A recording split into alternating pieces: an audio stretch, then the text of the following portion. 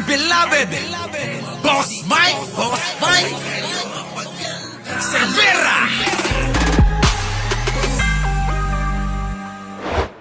Nako, eto na mga kababayan ang pinakahihintay ng lahat.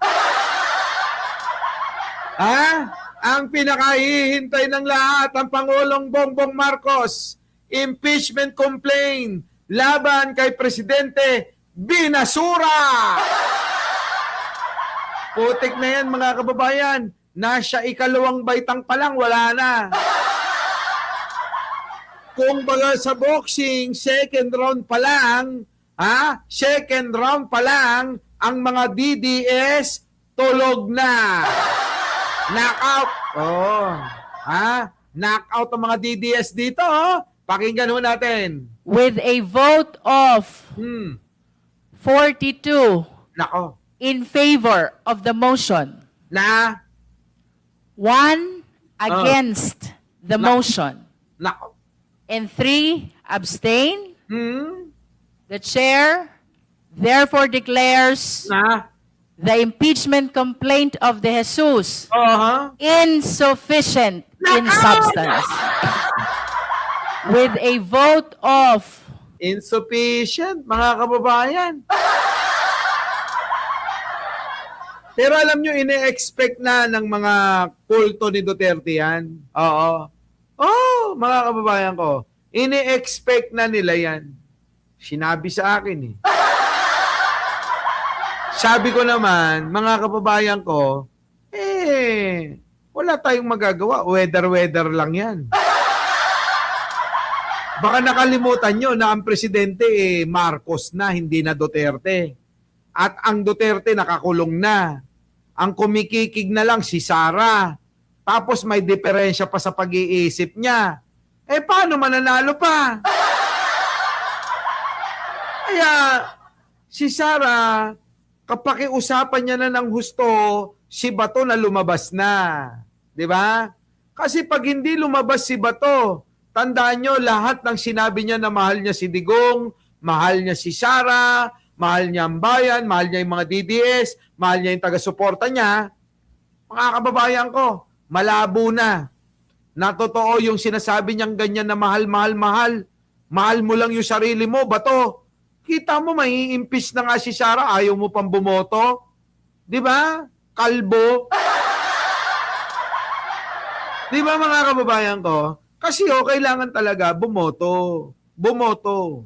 Ni Bato para mapalitan yung Senate President para kontrolado nila kung ano yung dapat gawin. Di ba? Kaso nga wala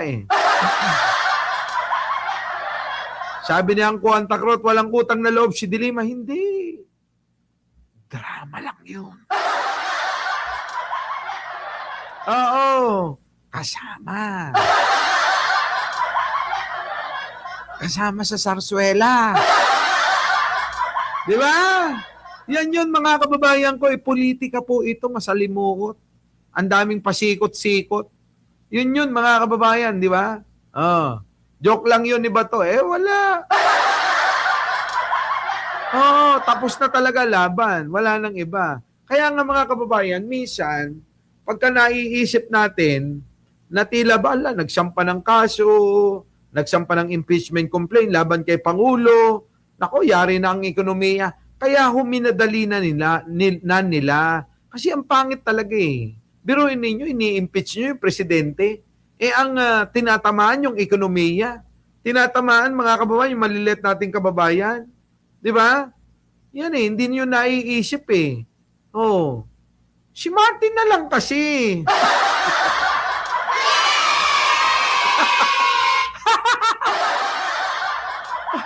Di ba? Sabi ni Aurora, correct. Yan yun, di ba, JC? Di ba, Maring Linda?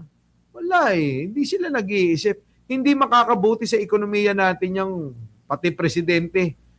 Gusto nyo i-impeach. Mga si Raulo. Si Sara na lang. Impeach nyo si Sara. Tapos si Martin.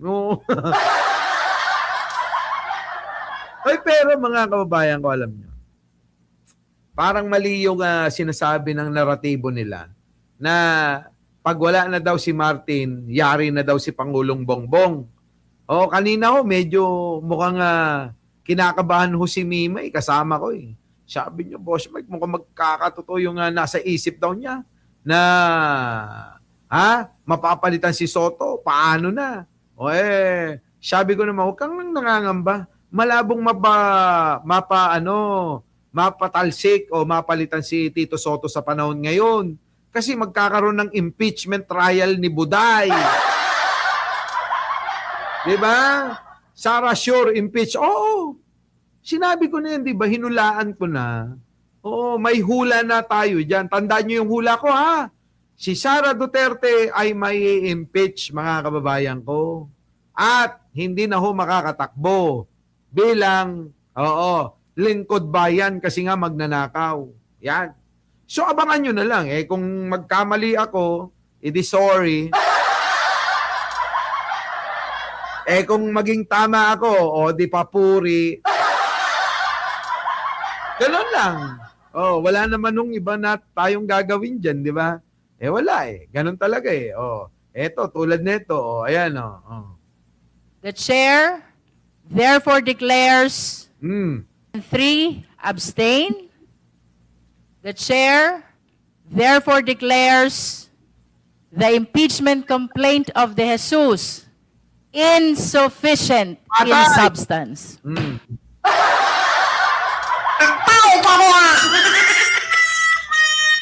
Yung mga nagme-message sa akin na natatakot, may paiyak-iyak pa, Boss Mike, si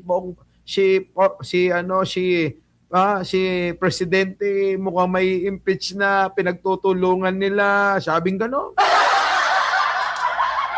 Tinatawanan ko lang Bakit? Alam ko, ganito talaga mangyayari dyan, di ba? Sabi ko sa inyo, walang mangyayari, mababasura. Ayan na. Mukhang napadali. Hindi na tumagal ng third round. Kasi hanggang third round yan, mga kababayan, doon yan dapat,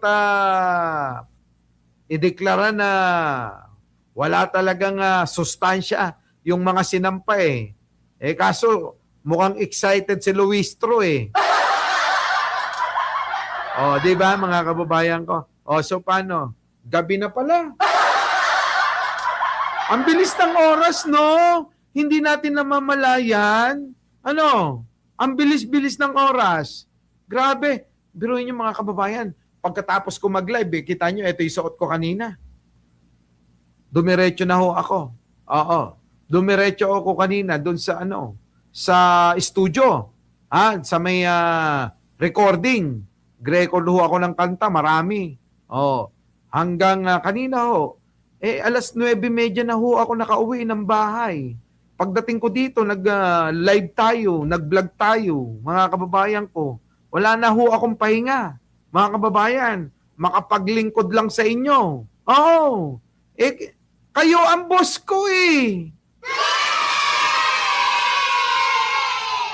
Alam niyo yun, parang yung obligasyon ko sa inyo Masama ang loob ko pag hindi ko nagagawa Di ba? Gusto niyo ba makita yung yung kanta-kanta ko? Ito mga kababayan Patikim, Boss Mike. Nasaan na?